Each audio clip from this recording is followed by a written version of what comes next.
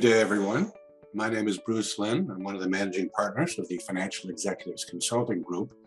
In this session, we're going to talk about Treasury staffing and understanding the organizational structure of Treasury to accomplish the goals that we have talked about in the other lessons to date. So let's get started.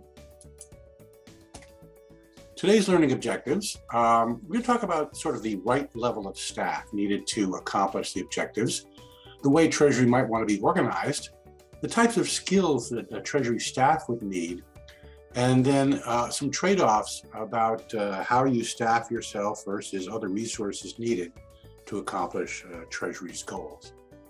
Now, to look back a little bit in some of the other lessons that we have put together, the modern Treasury really looks at the functions that you see on the diagram on the right, where you talk about the integration of debt, cash, risk, and investment management, so that the markets on the left-hand side and the users or operating units on the right-hand side have access to the information that they need, and you're able to execute transactions in time to provide liquidity and to manage risk.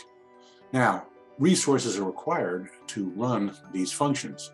So you really need to understand a little bit more about the objectives and what the benefits could be. Now, with Treasury or with companies, you have different organizational structures. Some companies are centrally organized and others are very decentralized.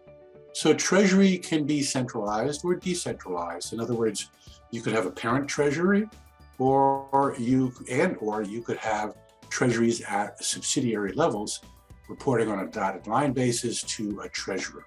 Typically, it does roll up to the treasurer, who, of course, reports to the CFO.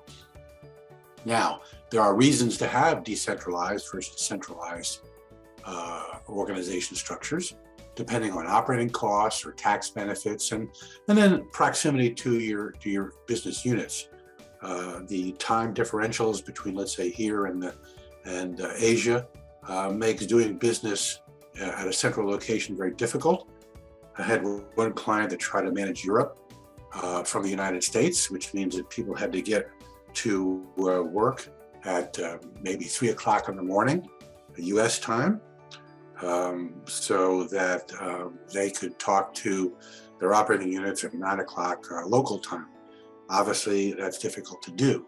So a reason why you might want to have different types of structures. So, and then, of course, not to mention cultural differences. So typically there is a matrix where you have certain skills at a local level and certain skills at what I'll call a global level. The mantra could be here is to think globally, execute locally. And that requires a certain structure. But for today's session, we're going to sort of look at the pure centralized management structure for Treasury.